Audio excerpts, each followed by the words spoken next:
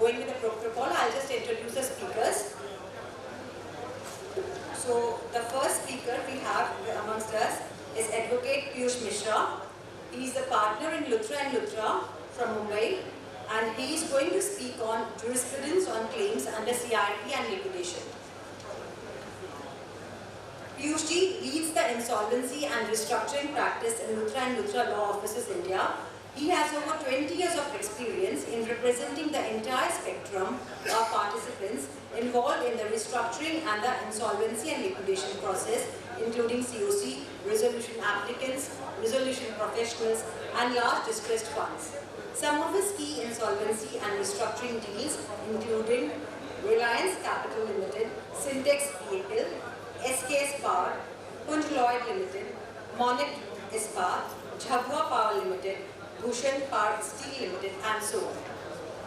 I'll request C. Nitesh Moji to please come and present a memento to Advocate Piyush Mishra ji.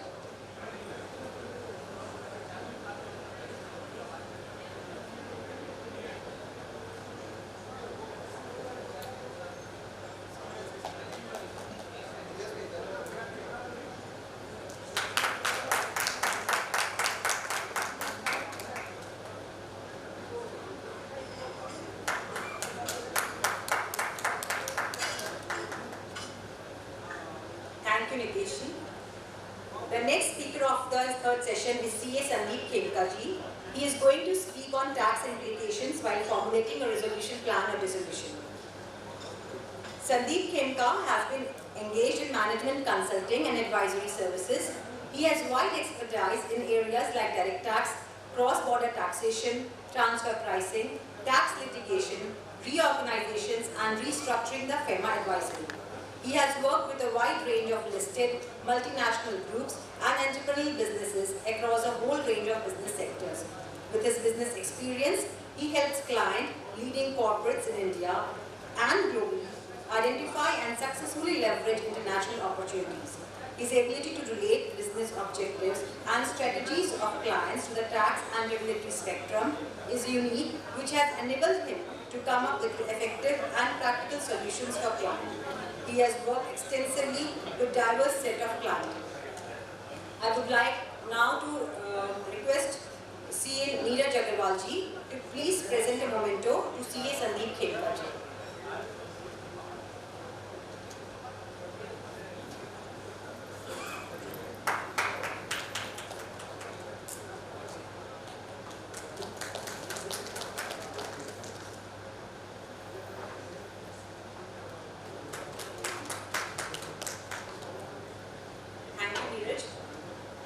Now, without wasting much of the time, we are now straight away going to listen to Piyush ji on jurisprudence on claims under CIRP and liquidation. Piyush.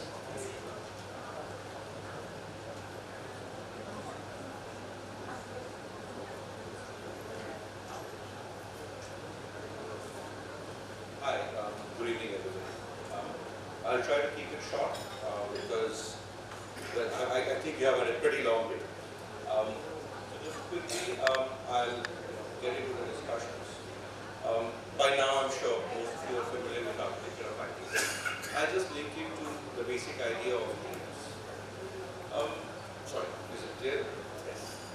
So in terms of claims, our key issue is claims form the bedrock of what money you will get really out of any IBC process.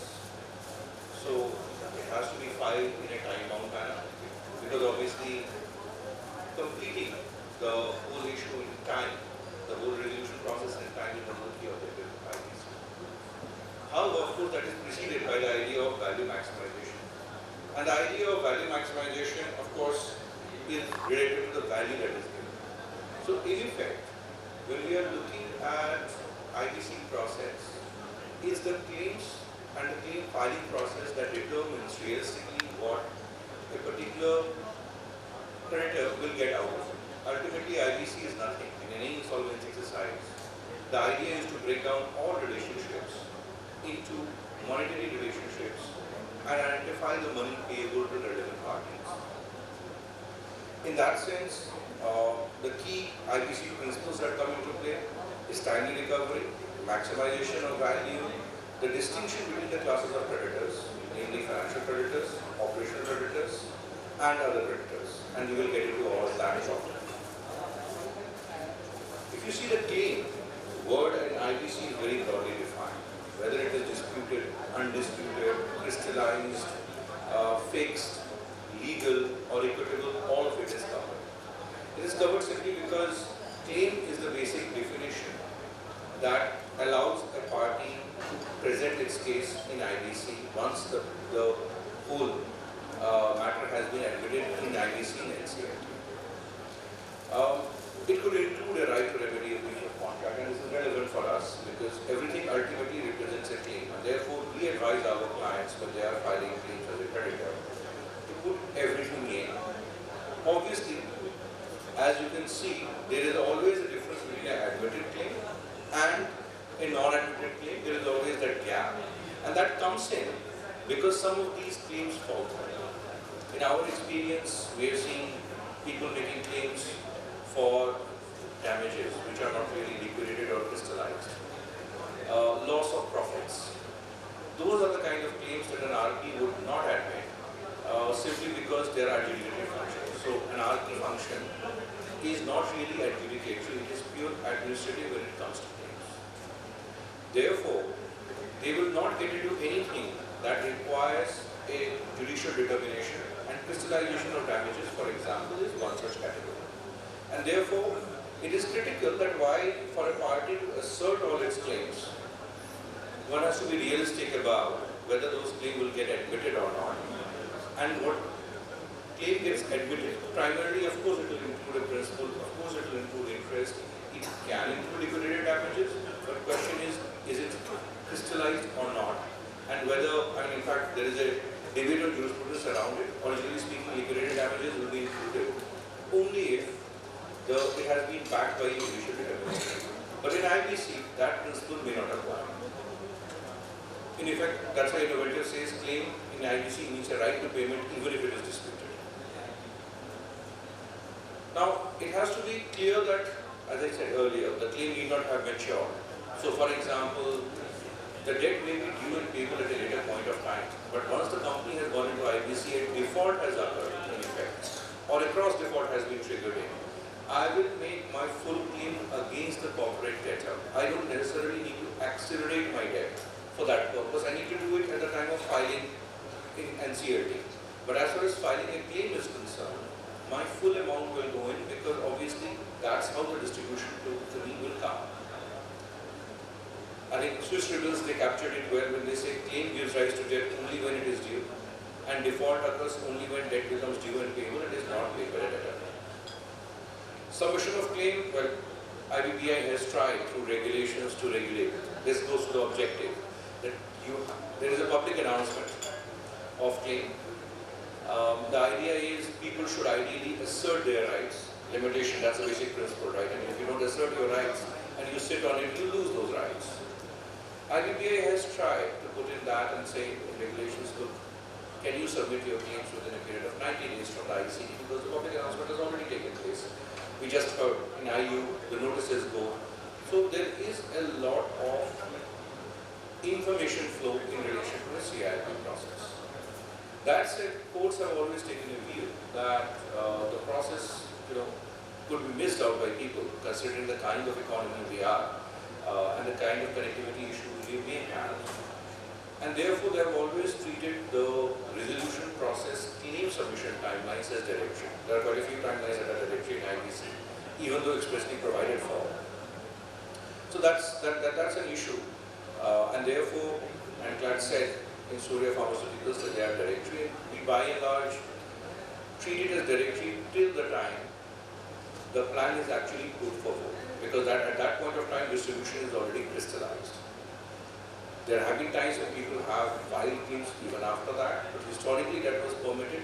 But now there are NCLT judgments on both sides, some of which actually reject claims. So a lot here will depend on the nature of claim. For example, a home buyer claim. Typically, we take a view that in a home buyer claim, the NCLT will take a more restricted view and not necessarily view that timelines rule out their claim. And there are recent NCLT judgments that allow home buyers to file claim well beyond the time periods. Limitation Act is another issue that we need to keep in mind while filing claims. If limitation has expired, obviously no claim will be retained on that basis. Acknowledgement of debt, of course, can help, but that acknowledgement, whether it comes purely from balance sheet or otherwise, is still up for debate. But you could say that acknowledgement of debt will never be crystal clear. It's rare to have that. That will definitely impact IBC process and it will open it up. But otherwise, people have relied on entries of accounts to say that the debt has been acknowledged. Now, in submission of claims, RP acts to really look at the list of creditors. They also go into the entire books of accounts, identify people, try to reach out to them. But what if a claim doesn't come through? Or what if I know that there is a claim, like for example, an email has been sent to me, is that good enough as a claim? Technically, from an IBC RP perspective, definitely not. You need a claim form to act on it. You can't act outside that ambit on your own. And there are court judgments where people have said you treat the operational creditors, etc., as have submitted a claim. But I think the correct legal viewpoint is you need to have a claim form from a party to be able to do that. Of course, you must make efforts to reach out if you know of clear debtors that are reflecting in the books of the company. The idea also is, can claim be rejected on technical grounds? Yes, it can be. So for example, limitation on substantive ground, but a technical ground, for example, would be stamp duty. So in SR, claims were rejected on the basis that they were not adequately stamped. Not something that we typically, we typically advise our team to do, but it's a call taken depending on the extent of claim, because obviously sometimes it's very difficult to verify each aspect of the claim. If the basic claim is established under the form, that's good enough.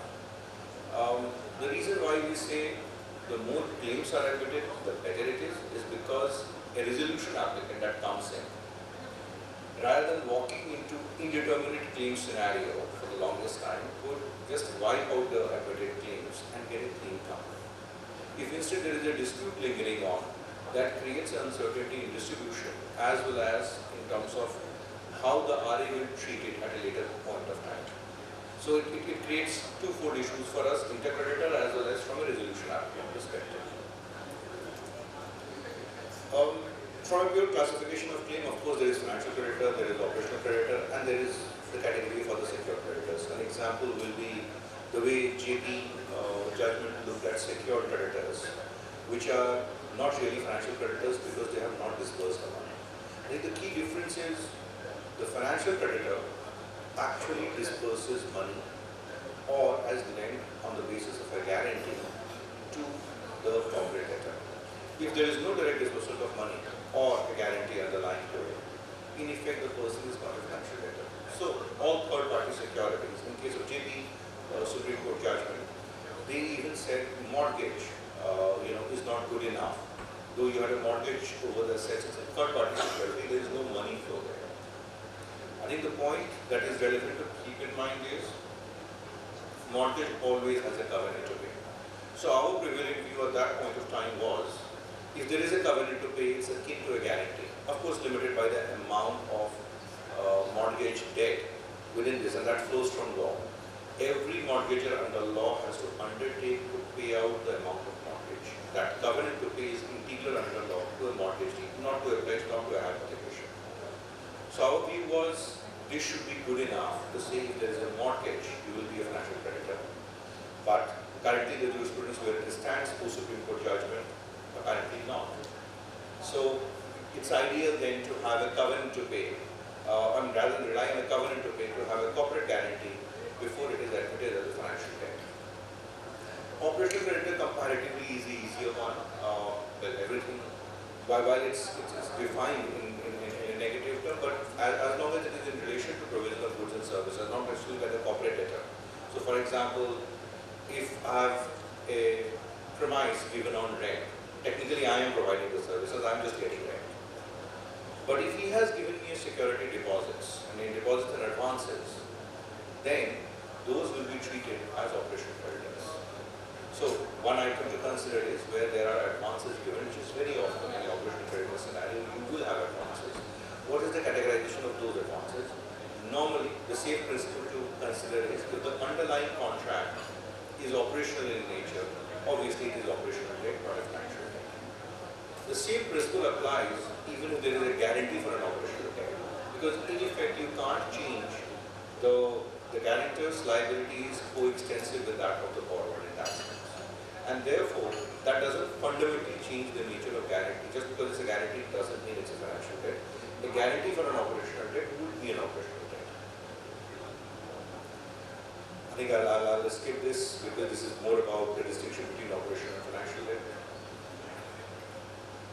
Other debts I've already clarified. For example, if a secured creditor who hasn't given money, he would ultimately be, come within this category because technically he's neither an operational creditor nor is he this. He has, so in effect, take an example where a parent company has taken a loan and a subsidiary has given the assets, or as is more likely the other way around, a subsidiary has taken a loan and the parent has given an asset as a security.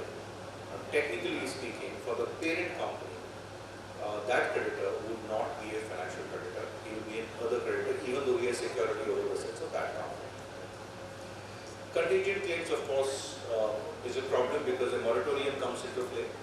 And the moment moratorium comes into play, all legal suits are barred. So if you have issues pending in courts, it becomes a problem to resolve it under the IBC framework. Because if you look at Swiss Reverse judgment, in effect, and rather than Shamashar ultimately, it does two things for you. It says all claims are settled through the IBC process, and therefore you get a clean cover from our perspective.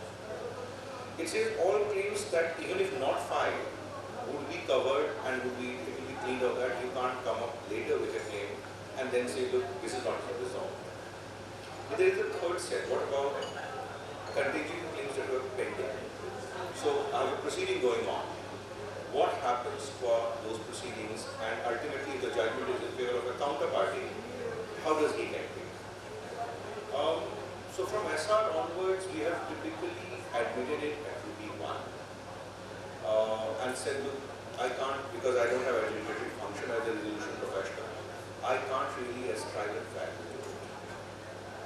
And because I can't ascribe a value to it, therefore I'll keep it as a contingent claim. I'll assign a rupee so that this claim is there, the party knows, and the party can deal with this treatment at a later point of time, and typically that's how it has been said.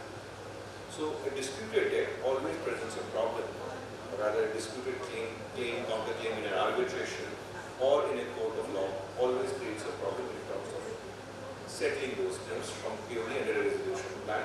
But typically, said with a contingent claim, we would pay out whatever the amount is. If it's admitted at rupee 1, it will go at rupee 1, and that's how I believe it happened in Assam. Some of the categories of claims that are relevant to keep in mind is claims of home bias. As I said, home bias is a category where courts have been sympathetic to a delayed filing of claim. The thresholds for, these are the thresholds in point number 2 on initiation of insolvency. But the extinguishment of claim happens only after approval of resolution plan by dealing authority, and it doesn't happen before COC. That's across the board, the entire scenario. Keep in mind that in claims of home buyers, now it is project specific. In more often than not, while the IBC works in the context of a company, and now this is being statutorily recognized, but pursuant to entire judgment, in effect, insolvency was applied project-wise rather than at a company level for a real estate company. This has given rise to some confusion because obviously sometimes the resolution professional is in control of the entire company and is still monitoring the company, but in insolvency, actually he is dealing with one project. So it creates a dichotomy, and sometimes a lack of distinction between different projects could create a problem. If there is a commingling of land, how do you demarcate it? It may not be as clear. So it poses a challenge from a resolution process for the resolution professional. But that said, I think overall the project-wise insolvency seems to have worked, and therefore the recent MCA discussion paper actually is contemplating putting it in a statutory framework rather than pure judicial framework. Interest-free loans will also, I mean, there are judgments to say that interest-free loans will also get included in the financial creditors, though technically it's an oddity, because you would normally assume, and that the key yardstick of a claim of financial creditor is time value for money. If there is no interest, is there a time value for money? But look, people are looking for IRR, so the more you look at, for example, a mezzanine facility, or if you look for PIK-oriented facilities, all of those structured products would have AIR built into that, rather than, strictly speaking, an interest component built in. The idea also is, can you add interest? There was some debate around it recently because of contradictory judgments. But resolved now to say, look, you can add any interest towards a default amount for determining the threshold for IBC purposes. Claims of operational creditors typically have not given rise to a significant issue, except in terms of dispute or except in terms of ascertaining the actual amount. And that's where an issue goes, because there could be a lot of obligations. So for example, let's say if I have a supply contract with a take or pay obligation, will it claim to that effect be included? Well, technically take and pay are liquidated damages, so arguably yes. So if I have liquidated damages, easy to add it in. But if non-liquidated damages are there, it could be problematic. And even in liquidated damages, RPs can take a view that, look, I can't adjudicate whether this amount of liquidated damages is payable to you or not. And therefore, I will only go by the amount that is provisioned for in the books. Or if you can establish through other means, is rightfully due and payable to you. Claims of government authorities, of course, are purely operational creditor claims, as we clarified many number of times. Yes, there is an issue around it now because of the Rainbow judgment. But look, Rainbow judgment probably is peculiar to the facts of that case. And while yes, for the purposes of Gujarat Act, we would say, we take a view that yes, this is peculiar. It's not necessarily true in all other cases. So for example, GST doesn't apply. So not all government claims can be said to have a priority. At any rate, with the MC amendment, we expect that issue to get clarified clearly. This is just a Rainbow judgment.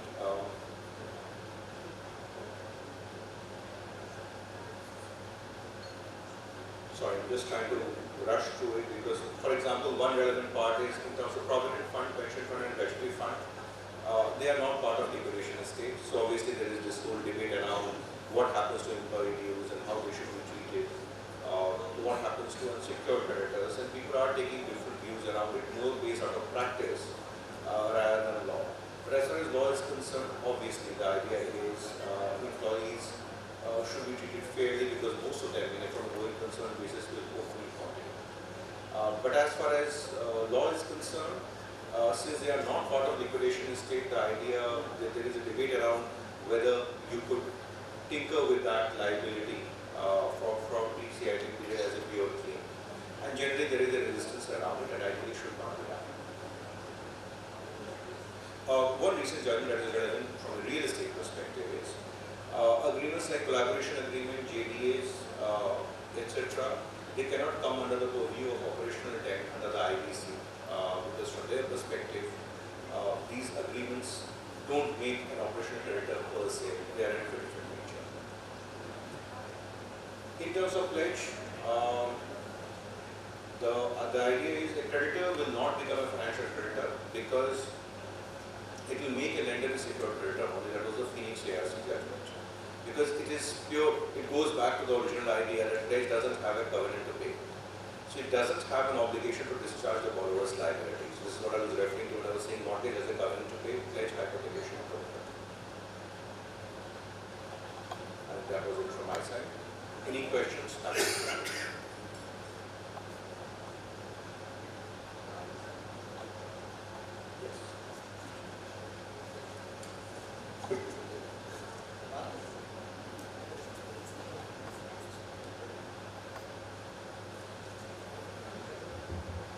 With respect to the GST claims, because I am working in GST, we have seen that the departments are filing their claims, but what is the clarity, like which claim will be admitted? Like if it is just a letter that say the department has given to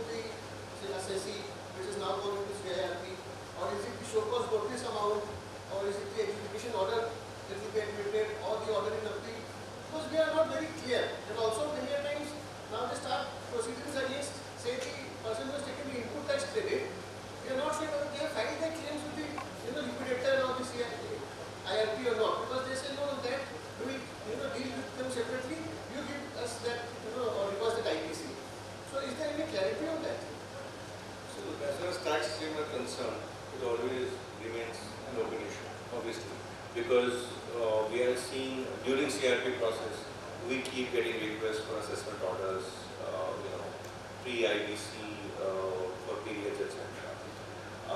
But look, I mean, the idea is at least a letter should go to the department to prescribe a claim to file a claim in the prescribed format. Because that helps. If they do file a claim, at a later point of time when the RA comes in, it's easier for him to show that, look, you filed a claim and I'm moving forward. And it's not like they haven't filed claims. Now there has been a movement. I remember when I was doing monitor law, it was very difficult to explain the concepts around to them. But I think now there is a sensitization around it. Ultimately, it will depend on the claim amount they file and read with the books of accounts of the corporate debtor to see where you land on. Insofar as the assessment proceedings are going on, we say, look, I mean, you can't revise your claim because assessment proceedings can very well last beyond CRP period. So you don't get to revise your claims normally. So typically, RP would say, look, if you have filed a claim, this is the amount I'm working with, this is the amount that I'm admitting, this is my assessment of accounts. Obviously, we will not adjudicate upon it, and ultimately, if the department has a problem, it will go to NCLT, and that's how the adjudication takes place and gets closed down. So we have very often taken a decision that, look, when I'm acting from the RP side, so that we say, look, let's take a quick view on the claims.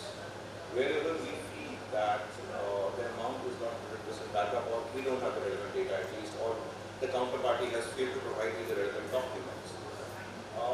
There it is best if we say to admit the claim that we are sure about, and if the person has a problem with NCLT, because it gets all adjudicated along with the resolution plan, and therefore makes distribution easier.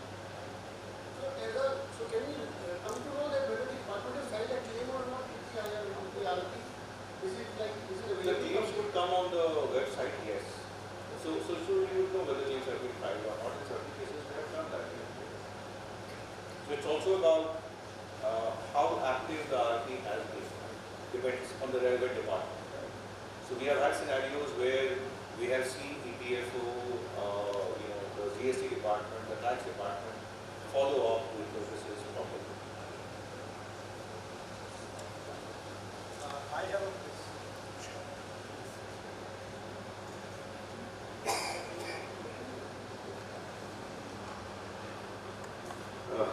Hi. I actually wanted to have some clarity with respect to EPFO claim or gratuity claim, which has been established by multiple judgments now. So there are 2-3 things I wanted to know. One is that what you said is that the assets pertaining to PF trust are not going to be the part of liquidation estate. Yes. That is very clear. But what if there is no trust and it is a EPFO claim, or maybe part of it is trust and part of it is EPFO? And number two is it the judgments which are there, is it pertaining to my understanding only to the part which has been admitted? That is only going to be paid in full, but not the non-admitted portion.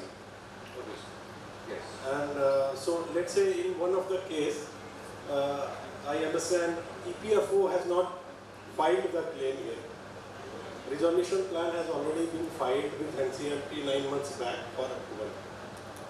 They have not filed their, in fact they have filed their claim after the cut-off date, which was supposed to be, I was handling that case basically. So after the cut-off date for submission of resolution plan, we took that cut-off. In fact, beyond 90 days, as you said, we have taken claims till beyond 90 days till the time resolution plan was submitted. And beyond that, we have not taken any claim. Now the third part is, let's say in EPFO claim, there are multiple components. One is that the amount due they are claiming. Second is interest. Third is penalty and other charges. So need to understand what all, means how to deal with these situations. See, EPFO has a system in place. So EPFO ultimately, if it comes, typically you will get notices every 3 days in terms of claims or defaults. Yes, I think the position is far clearer if you have a trust, because the quantum then is segregated, and ideally it's supposed to act independent of the corporate data, and therefore that money should not be donated to the corporate data funds, and that makes life easier. But look, EPFO has 5 claims. So sorry to interrupt. One more point. In the trust case, what if the EPFO has filed some claim which has not been, of course, admitted yet, and the resolution plan is pending. Now they are approaching probably to NCLT for condonation of delay and allowing them to file their claim. If that happens, so the part they are claiming, I am again saying, related to the trust part. So company has multiple units. One unit was under trust, another unit was under EPFO directly. And the unit which was under trust, they are filing the claim with it, pertaining to that unit of the trust related to some penalties and damages. And the unit which was under EPFO, there are separate offices of EPFOs.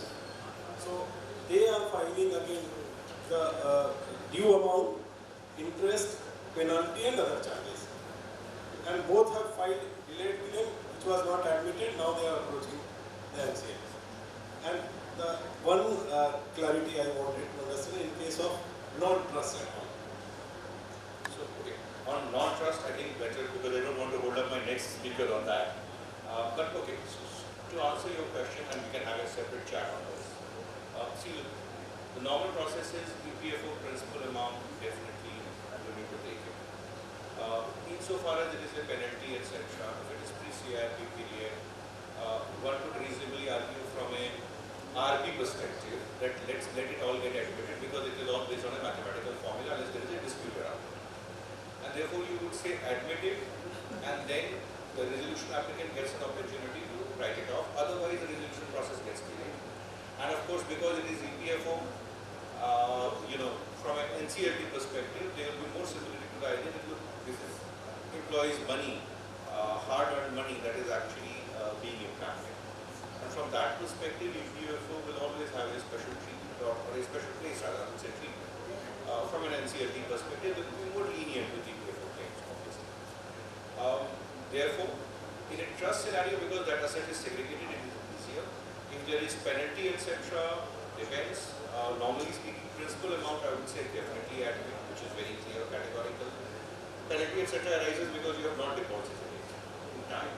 That needs to be established. Once established, I think penalty should be ready admitted in claim, though it is not obligatory.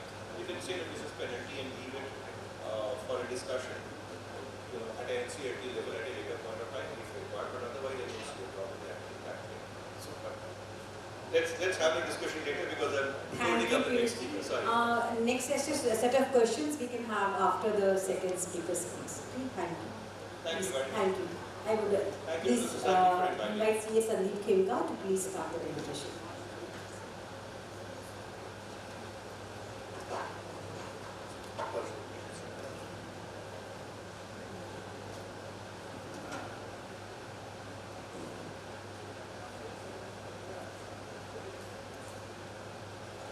Good afternoon, everyone, and welcome to the last session of the day. There are two things certain in life. One is death, and the second is tax, as famously remarked by Benjamin Franklin. And despite that, tax is one of the most important subjects. And as we as professionals, we all know, tax always comes after business. So you first prepare, when you prepare your profit and loss account, you have the profit before tax, and then you apply the tax provision. So tax always comes after business. But in most of the cases, and for most important business decision, tax plays a major make or break role, and is therefore a very important factor in all important business decisions. And similarly with IBC, while IBC has come with all good intentions, it is very important to have the tax implication arising out of IBC in mind, to ensure that the implementation of the resolution plan is effective and efficient. The basic question, does IBC prevail over tax laws? It's a non-issue. Section 238 IBC, Supreme Court Monet Espada has clearly laid down that IBC prevails over tax laws. Coming to moratorium and tax proceedings. Section 14 of IBC is very clear that moratorium also applies to tax laws, and even Supreme Court in Monet Espada has clearly laid down this principle. But what is important on this moratorium part under IBC is the two recent developments under the jurisprudence. One is the decision of the Madras High Court, and the other is the decision of the Bombay High Court, which we will just touch on. So this is the judgment of the Madras High Court Dishnet Wireless Limited. This judgment came on 17th of June.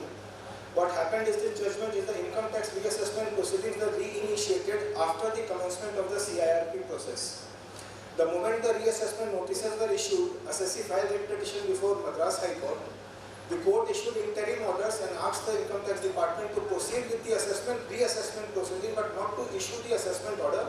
The assessment order has to be kept in a sealed envelope. Finally, the resolution plan was approved on 9th of June 2020, and immediately after approval of the resolution plan, Income Tax Department issued the order. Assessee again went back to the Madras High Court, and this is where it gets interesting. The court held IBC proceeding initiated few days prior to reassessment proceeding. Petitioners should have ensured proper notice to the Income Tax Department and obtained appropriate concessions. Claim of Income Tax Department has not been considered by NCLT while approving the resolution plan. Question of abatement of rights of Income Tax Department cannot be countenanced. IBC cannot be interpreted in a manner which is inconsistent with any other law and cannot impinge on the rights of the Income Tax Department to pass any fresh reassessment order. And therefore, IBC cannot be used to dilute the rights of the revenue to reopen assessment proceedings. Now, strictly speaking, if you see this decision is against the spirit of IBC. But having said that, this is a decision of the court. And I am pretty sure and confident the department is going to rely on this decision to initiate reassessment proceeding even for completed resolution plan. That is what I am saying. This is a judgment subsequent to Ghanshyam Mishra. I know, and that is what I am saying. This is a shot in the arm for the revenue. And this is a single member bench decision of Madras High Court. A review petition has been filed before the double division bench, and that is presently pending. So we don't know how the law will unfold in the coming days.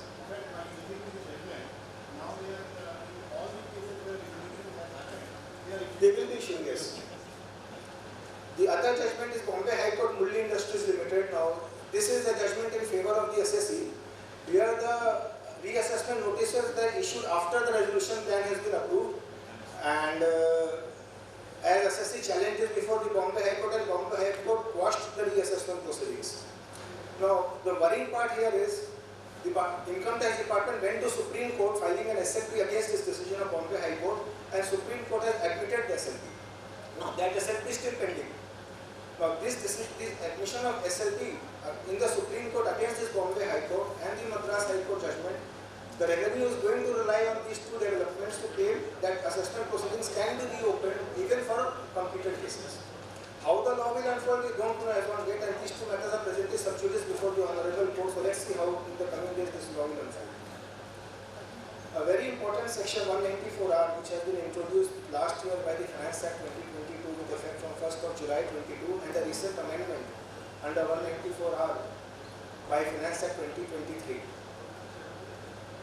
So, what does this section says? In a simple layman term, if I am providing any benefit, say to Mr. Shah, I am supposed to deduct tax at the rate of 10%, in a plain and simple term. And that benefit, as the law stands, prior to Finance Act 2023, it could be whether convertible into money or not. So if you read the first line of section 194R, it says, any person responsible for providing to a resident any benefit or perquisite, whether convertible into money or not, tax at the rate of 10% has to be deducted.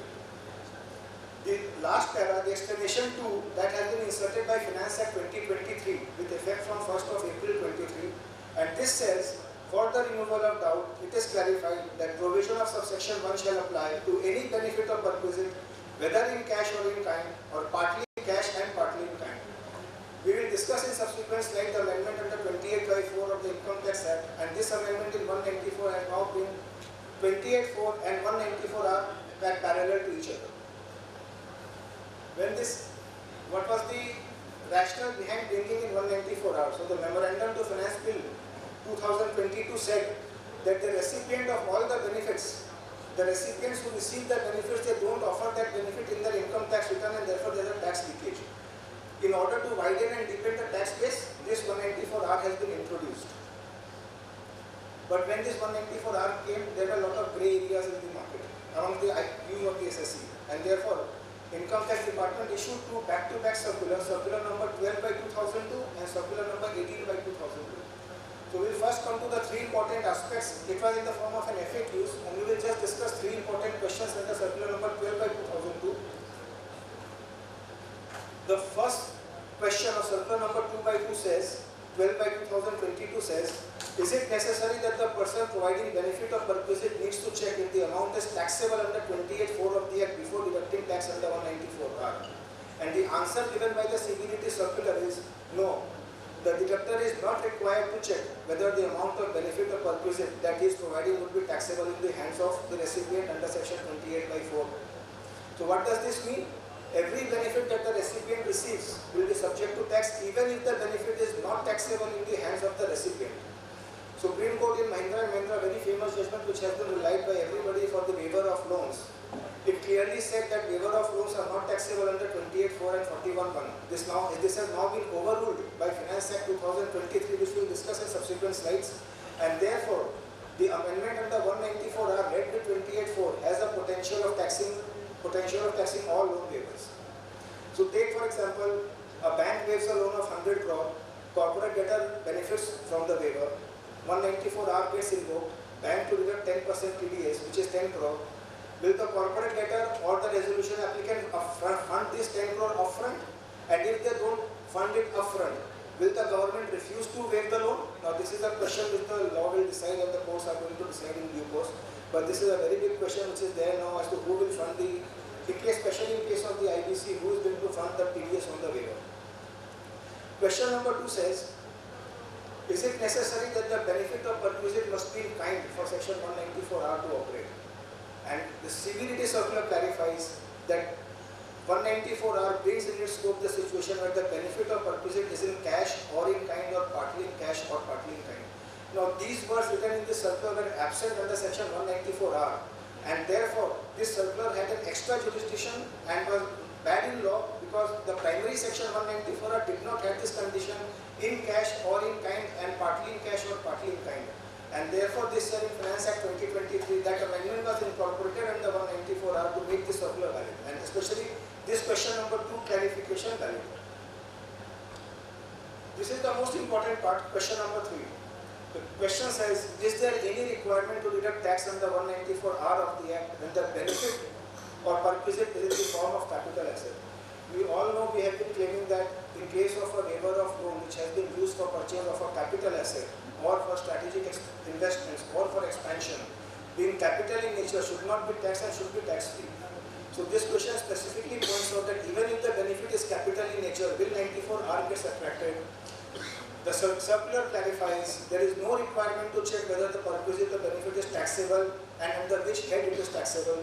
The asset given may be a capital asset in general sense of the term like car, land, but in the hands of recipient it is benefit or perquisite and accordingly has been held to be taxable.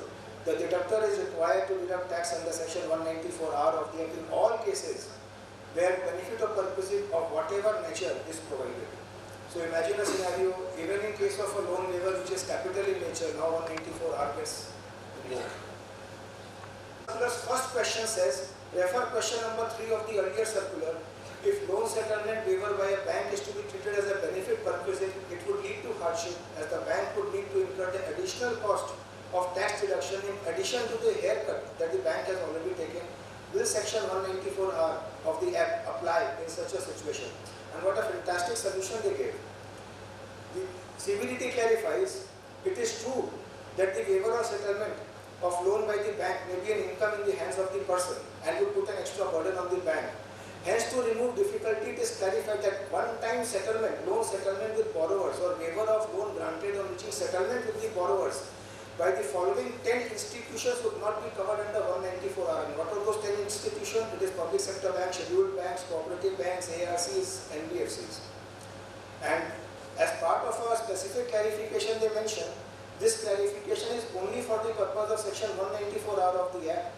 The treatment of such settlement waiver in the hands of the person who have got benefited would not be impacted by this clarification, and taxability would be governed by the relevant provisions of the Act.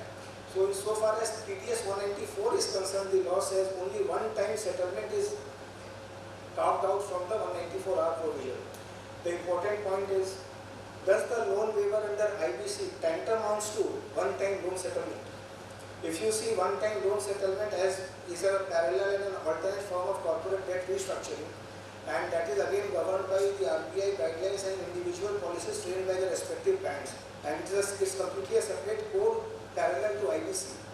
So in my humble view, it will be a very difficult thing to equate one-time loan settlement with the process under the IBC. And despite the intention being to give exemption, the way they have worded this circular, all waivers under IBC would be hit by 194R. So the important point to note is, as a resolution applicant, we should be aware of what relief and concessions we are claiming, and whether it is those reliefs and concessions are being hit under 194R, the tax impact and the additional potential financial burden on the resolution plan pursuant to tax liability under 194R, because it is very sure banks are not going to fund it. So it is ultimately to come on the resolution applicant and on the corporate debtor. 28(4). So this is the biggest pain in the neck now, as on date, even for all corporate debt restructuring.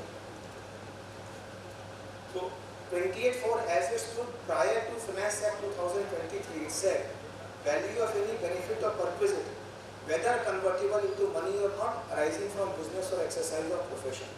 So it only said whether convertible into money or not. And this is what Supreme Court in Mahindra and Mahindra referred to and said, any benefit which is in the form of money is not covered under 28(4). So when you take a loan from a bank, you take the loan in the form of money, in the form of cash. And therefore, any waiver of such loan is equivalent to a benefit received in the form of cash. And since 28(4) only speaks whether convertible into money or not, it does not cover benefits in cash, and therefore all waiver of loans are exempt under 28(4). As we know, the government, they found out this, that everybody is taking benefit under 28(4). They bring in an amendment under 28(4) and says the value of any benefit or perquisite arising from business or exercise of profession, whether convertible into money or not, or in cash or in kind, or partly in cash and partly in kind. And if you see the intent behind bringing in this amendment under Finance Act 2023, it says that clause 28(4) was initially introduced by Finance Act 1964, and the circular dated 1964 explaining the provision of the then Finance Act 1964 has clarified that the intent was to cover all sort of benefit, whether in cash or in kind, partly in cash, partly in kind. And therefore the circular now says, however, courts have interpreted that if the benefit or perquisites are in cash, it is not covered within the scope of this clause, section 28. This is what Mahindra and Mahindra did Supreme Court. In order to align the provision with the intention of the legislature, it is proposed to amend clause 4 to clarify that the provision applies to cases where benefit or perquisite is provided is in cash or in kind, or partly in cash and partly in kind. Now, if you see this amendment and the 194 amendment, both the sections are now paramaterial to each other. Earlier, there was a view prevailed that even though 194 are prior to 2023 amendment, even though 194 are levied TDS requirement on the provider of the benefit, but since the charging section 28(4) did not have that levy, there was no liability to deduct tax, because TDS cannot be levied when the charging provision does not levy the tax. With this amendment, that anomaly has been done away with, and now the charging provision 28(4) and the TDS provision are paramaterial to each other. So Supreme Court, like I said, since Supreme Court in Mahindra and Mahindra has restricted 28(4) benefit otherwise than in money, so waiver of loan is nothing but cash receipts, as the loan was granted in the form of money. TDS provision cannot override charging section of view prevailed, a circular cannot override law, and hence TDS not to apply. Waivers may now be taxable under 28(4). And as far as IBC and all corporate debt restructuring schemes are concerned, this is going to have a massive impact, because loan write-off may result in income which would set off all past tax losses and may even require the corporate debtor or the resolution applicant to pay tax on such waivers. With uncertainty hanging on taxability of waivers under IBC, many resolution plans may get withdrawn as the viability of such plans were primarily based on the availability of tax losses of the corporate debtor. And acquisition structures under IBC may have to be revisited and revised in view of this amendment. It is strictly advisable when the government and IBC and the chambers and the IBBI board, they should all take up this matter with the government to give a specific carve out for IBC matters. But while there are a lot of concerns, there are certain silver linings, there are still some interpretations possible which can help assessee come out of this maze of 28(4) and 194(r). So if you see, Gujarat High Court in Chetan Chemicals has very clearly said that in case of a loan waiver, assessee cannot be said to be carrying the business of obtaining loans, and therefore remission of such loans is not a benefit to be charged under 28(4), because 28(4) says any benefit arising in the course of business or profession. Now, waiver of loans and obtaining loans for assessee who is engaged in manufacturing of chemicals, it cannot be said that it is in the business of taking loans, and therefore waiver of loans cannot be arising from the exercise of business.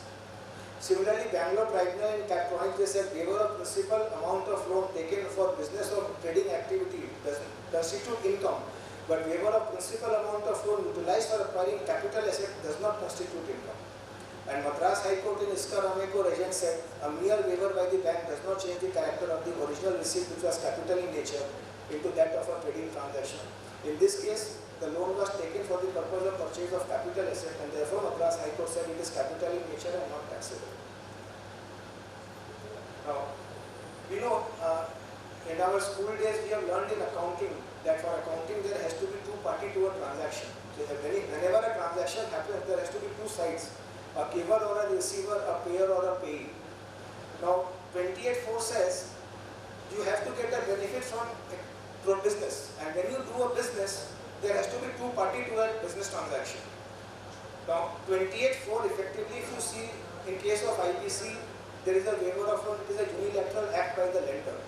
The question arises whether a unilateral act by a person can be termed to be a business transaction, and therefore the benefit arising from the unilateral waiver by one person results in the benefit to the other person. We all know about section 41 of the Income Tax Act, which says that in case of, if you have claimed deduction of any expense, and tomorrow if that liability towards that expense ceases to exist, you need to pay tax on that liability. Now there is an explanation 1 to section 41(1), which reads, for the purpose of this section, the expression loss or expenditure or some benefit in respect of any trading liability by way of remission or cessation thereof shall include the remission or cessation of any liability by a unilateral act of the first mentioned person. Unfortunately, or rather fortunately, similar wordings is absent under 28(4). So while a unilateral act of waiver is covered under 41(1), a similar unilateral language is not covered under 28(4). And therefore, this is a very strong argument for the corporate debtor resolution applicant and all assessors to contest before the court that loan waivers even present under the Post Finance Act 2023 should be outside the purview of 28(4). While these have not been tested by the judiciary yet, and therefore is a very litigated matter, and only time will tell how the courts take a view on this front. Interplay of section 178 and 179. So we all know 178 talks about how the tax is to be levied and recovered in case of a liquidation, and subsection 6 of 178 says that IBC has been given an overriding power. So in case of a company in liquidation, 178 does not apply and it is under IBC. Take for example, the total tax demand on a company is 100, and there are other secured and unsecured creditors of 1000, and under liquidation the total recoverable amount is only 200. Therefore, Income Tax Department is technically not receiving any money under the liquidation. So while there is no recovery possible for Income Tax Department under section 178, can Income Tax Department have recourse to any other section to recover the unrecovered demand? So there is section 179 which talks on liability of directors of private company. Now here it says, notwithstanding anything, where any tax is due from a private company in respect of any income during private cannot be recovered, then every person who was a director of a private company shall jointly and severally be liable for the payment of tax unless he proves that the non-recovery cannot be attributed to any gross neglect, misfeasance or breach of duty on his part in relation to the affairs of the company. The similar a carve-out given to IBC under 178 is non-existent under 179, and therefore it is a very risky section, and Income Tax Department can also always take recourse to 179 to recover the tax dues in the hands of corporate debtor. And it is all the more very worrying, especially in case of MSME, where MSME is a corporate debtor and they are trying to regain, the promoters are trying to regain control of the company through IBC, because there they were the earlier directors, and if Income Tax Department move against them now, because if they acquire the MSME corporate debtor again, they will be the new directors, and if Income Tax Department move against them, there may be a tax liability under section 179. GAR and IBC. So we all have heard about GAR, its General Anti-Avoidance Rules. There was a lot of news when the GAR was introduced way back in 2017 and 18. So it's a very technical study, but I will just explain in a very simple language. GAR is General Anti-Avoidance Rule, and it says that if you undertake any arrangement whose primary intention is to get tax benefit, that arrangement would be denied and it will be treated that that arrangement never existed, and the tax consequences will follow normally. So take for example a situation where company A is merging into company B. This is a one-step arrangement where there is only one step, that is a plain merger. So if the primary intention of this one single step arrangement is to obtain tax benefit, then GAR will hit this. Now we take a series of steps. Say there is an issuance of share, there is a capital reduction, then and again an issue of share, and then there is either a merger or a demerger. Now there are a series of 4 steps, and the overall series of 4 steps, the main intention is not tax benefit, but one of the steps in between, say maybe a merger or a capital reduction, the intention of that particular step is to obtain tax benefit. The GAR says that the GAR will apply to the entire 4-step arrangement, and it will deem that the primary objective of the entire 4-step arrangement is to obtain tax benefit. How does it impact IBC? So we consider 2 examples. As part of the resolution plan, resolution applicant acquires equity of a corporate debtor and sells the business of the corporate debtor, retains only the company which has accumulated tax losses. Now GAR could be invoked as the resolution applicant has no intention to carry on the business. Objective was to acquire a company with loss. Income Tax Department may allege that acquisition of corporate debtor was with the sole objective of taking benefit of loss of the company, of the corporate debtor, and resolution applicant was not interested in running the business of the corporate debtor. Acquisition of corporate debtor was done to obtain tax benefit and is therefore an impermissible avoidance arrangement. This is very specific and much more relevant in case of real estate companies who are acquiring corporate debtors under IBC, because their prime intention is to sell off the asset and use the real estate for the business purpose, and this is where it comes into play. We take another example where as part of the resolution plan, the resolution applicant merges with the corporate debtor. Now GAR could be invoked if the objective is to set off tax losses of the corporate debtor. Income Tax Department will always allege that instead of merger, resolution applicant should have acquired only the equity of the corporate debtor. Merger was done only to obtain tax benefit by way of set off of tax losses, and is therefore an impermissible avoidance arrangement. Carry forward of loss upon change in shareholding. Most of the resolution plan under IBC results in change in shareholding, and therefore the question arises that whether the carry forward of loss under section 79 would be allowed as a set-off.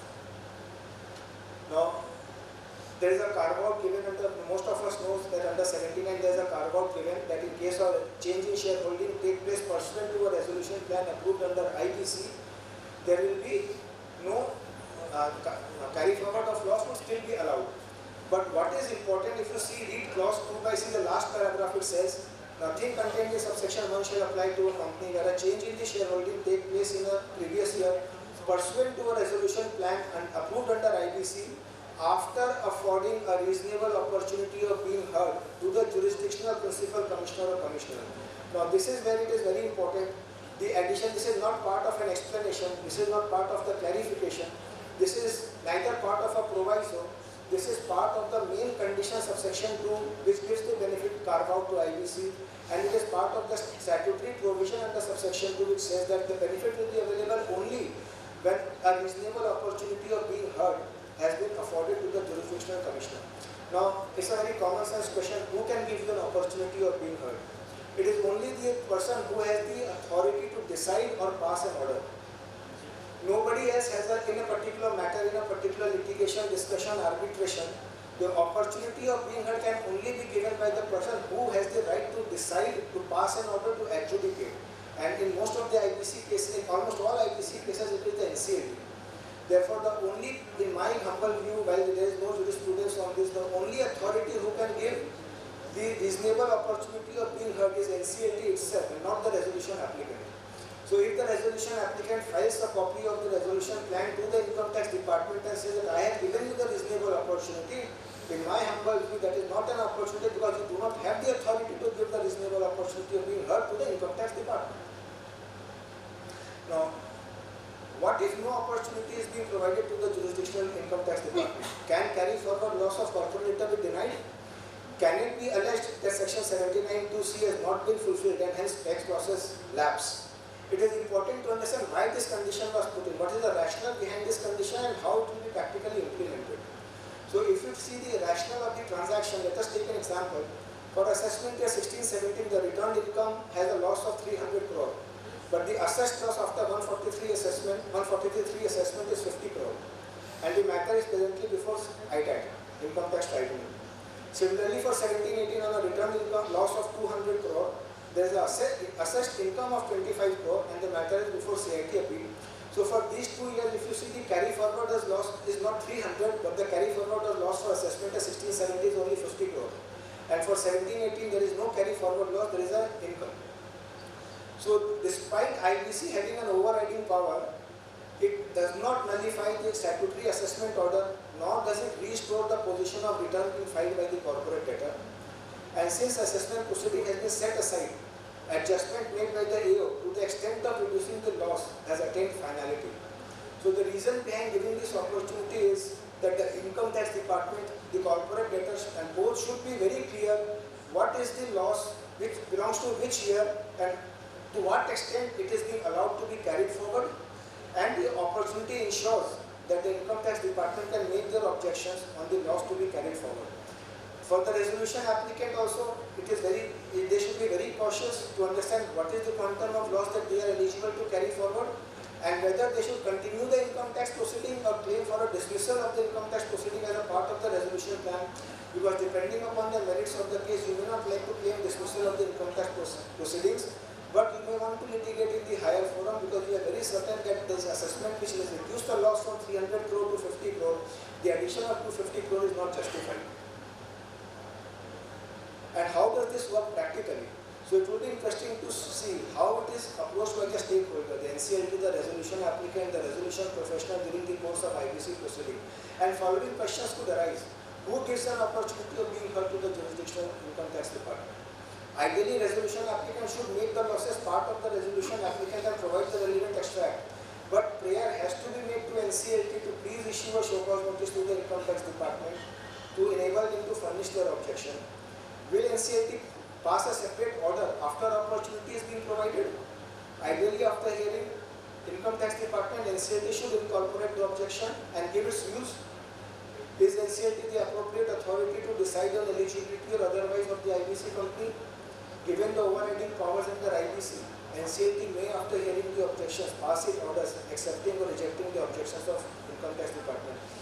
You may recall there is a circular issued by the Central Board of Direct Taxes in 2017 which says that if the NCLT has considered the tax impact on any particular transaction and has thereafter passed its orders, income tax department cannot interfere with that order.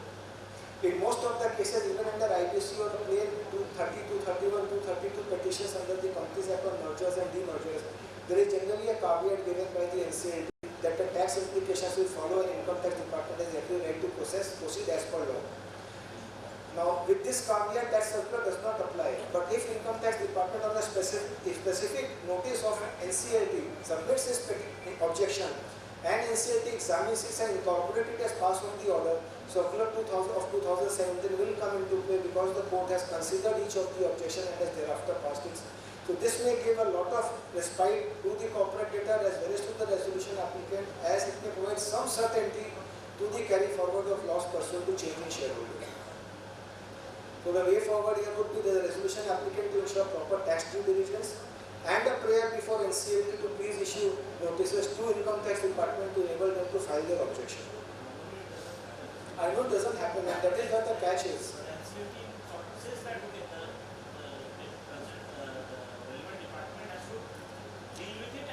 So that therefore it gives the leeway to the income tax department to proceed as per law. And that is then it either requires an amendment in the law. The law as it stands today is a very catch-22 situation for everybody. To carry forward of loss of corporate debtor upon amalgamation or merger. This is covered in the section 72A, and in most of the resolution plan there is always a merger incorporated or a demerger, and when a corporate debtor merges with the resolution applicant or any other company of the group of resolution applicant, whether the loss will be carried forward or not, this is another issue, section 72A. So while we all know that the losses will be carried forward, there are certain conditions which needs to be fulfilled, and one of the most important condition is that transferring company must continue the business of the corporate debtor for a minimum period of 5 years, and transferring company will achieve the level of production of at least 50% of the installed capacity of the undertaking of the corporate debtor. So if you don't achieve the installed capacity 50% production, the carry forward of loss could be denied. So complying with the above condition could pose serious practical difficulties, and if the revival plan entails a merger, it may not be possible to comply with all the prescribed conditions. This is again more relevant for the real estate company where you are acquiring the manufacturing assets of a plant and machinery only for the real estate purpose. So the last section, this is the carry forward of loss of corporate debtor benefit under MAT. So there is a specific carve out under 115 JB which provides that in case of a normal company, when you have a carry forward loss, when you take benefit of carry forward loss, it is either the unabsorbed depreciation or the whichever is lower. In case of an IPC company, a carve out has been given that it is an aggregate of both. But most of the companies during the IPC process, they would be incurring losses, and therefore this benefit even given for IPC is not very useful because you won't be able to use the benefit. So these are three scenarios as how the carry forward of the benefits could be used. Under scenario 1, NCLT admits application in January 19 and therefore MAT benefit is available for assessment year 18-19. COC approves the resolution plan in November 19 and therefore MAT benefit should be technically applicable for financial year 19-20 also. But the resolution plan has been approved by NCLT in Jan 20. MAT benefit post financial year 19-20 is not available. So similarly, in scenario 2 and scenario 3, in the year in which the NCLT approves the resolution plan or the COC rejects the resolution plan, MAT benefit for that year may not be available. There is a specific carve out under 115 JB for SIC companies, and a similar carve out for applicable to SICA is not there for IBC, and therefore we should make a representation that a specific carve out as given under SICA should also be there for the IBC companies. IBC is still an evolving legislation. It's just a 6-year-old legislation. It's still a boy on the block. Companies Act has a more than 100-year jurisprudence, so has Income Tax Act, which has got more than 100-year jurisprudence. They are a mature law. And over a period of time, as we see, IBC will evolve into a mature law. It will take years and a lot of jurisprudence to come in and a lot of grey areas. And any tax implication either on the corporate debtor or the resolution applicant may make the entire resolution plan expensive and unviable for implementation. So what is the need of the hour, and very important is when you draft your resolution plan, the implementation of the resolution plan, the structuring which you are incorporating in the resolution plan, that should be in a manner that you don't fall under the trap of 28(4) and 194(r). Thank you.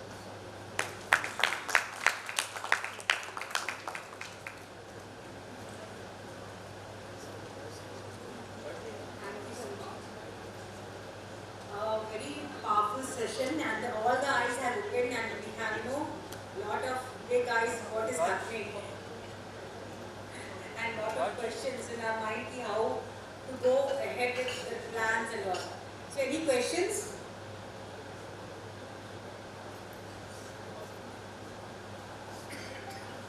So Nikki, okay. You have a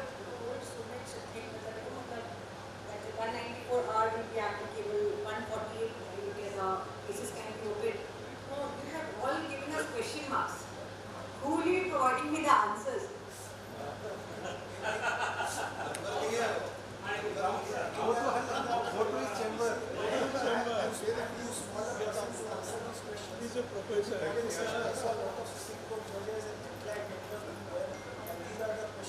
No, I think Neeraj ji, we need another session to have answers to all these questions.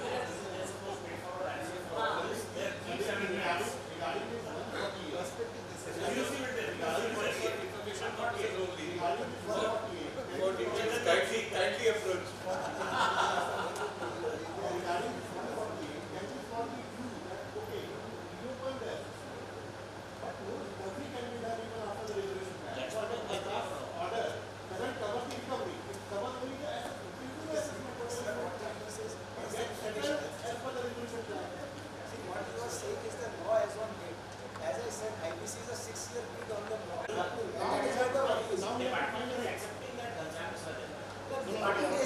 In some cases they are accepting, in some cases they are not accepting. Take time. The only point is there will be litigation. We should be prepared, mentally prepared for the litigation. The point is how we have put in the clauses in the resolution plan, specifically in respect of the past income tax disputes.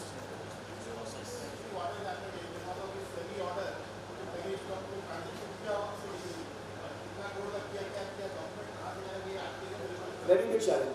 And believe me, in case of penny stock, after the Calcutta High Court judgment on Swati Bajaj, no courts in India is touching any matter related to penny stock. This is a very big issue, Swati Bajaj. The way Calcutta High Court ने झाड़ा है, it's a fabulous judgment. Any further questions? We can take few more questions if anybody have any other questions. Okay, now I would like to invite Neeraj ji. Please give a vote of thanks. Thank you very much, Rasmi ji, for this opportunity. Friends, मैं vote of thanks शुरू करूँ. सुमित भैया भी थे यहाँ पर, बोले कि गाना सुनाओ. हम बोला गाना सुनाना अलाउ है क्या यहाँ? बोला नहीं, अलाउ तो नहीं है. लेकिन IBC का और IRP का जो स्ट्रेस है, उसको देख के मुझे दो लाइन तो जरूर समझ में आया कि वो आपके ऊपर एप्लीकेबल होता है. किसी की मुस्कुराहटों पे हो निसार, किसी का दर्द ले सके तो उधार, किसी के वास्ते हो तेरे, मतलब आपका कुछ नहीं है, सब दूसरे का चल रहा है.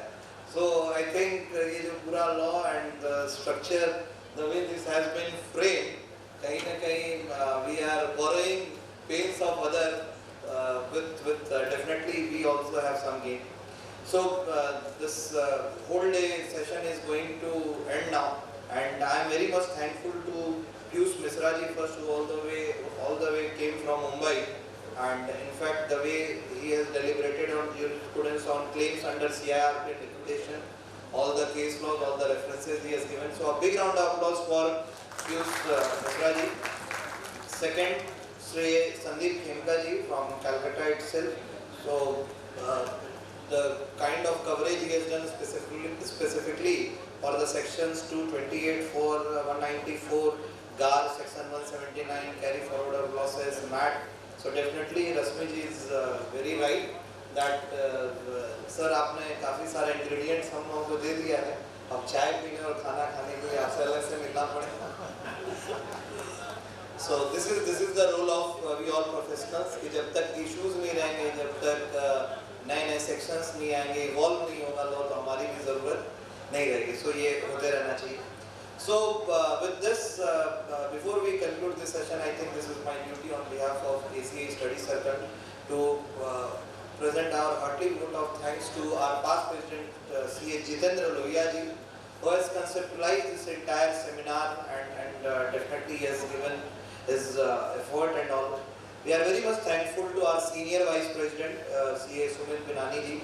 We are very much thankful to past president ICSI CS Mamta Binani ji for taking out time and conceptualization of this entire session. And the best part is that after a long time, I think we could see Supreme Court judges in our seminar.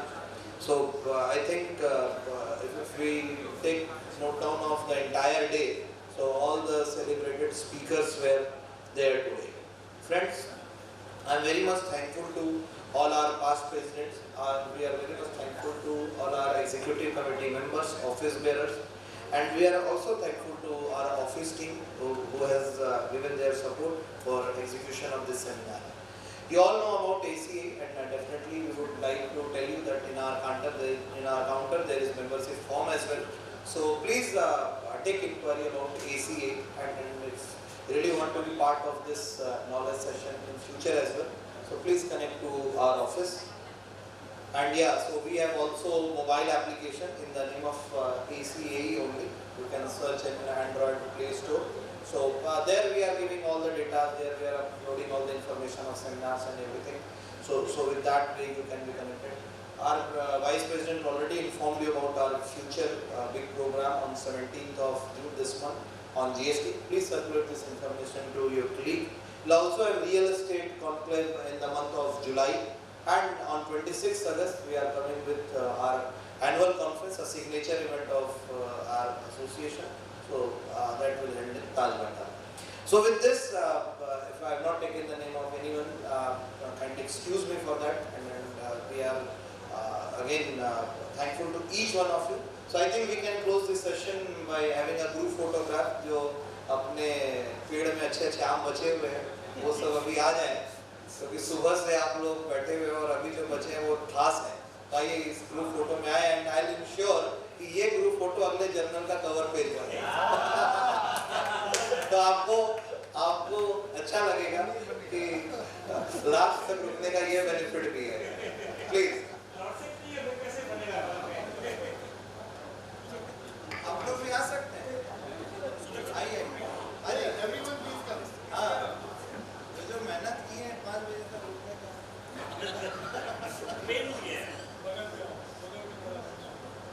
आइए. तो sub article लगते हैं, इसीलिए लोग शर्मा रहे हैं. हम लोगों को अच्छा लगता है. आप दोनों यहाँ बैठो. नीचे नहीं बैठना पड़ेगा.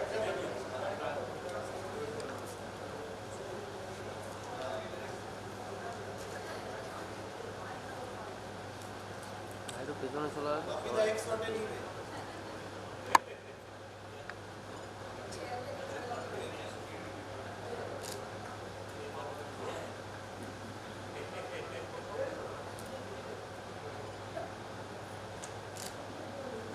एक तो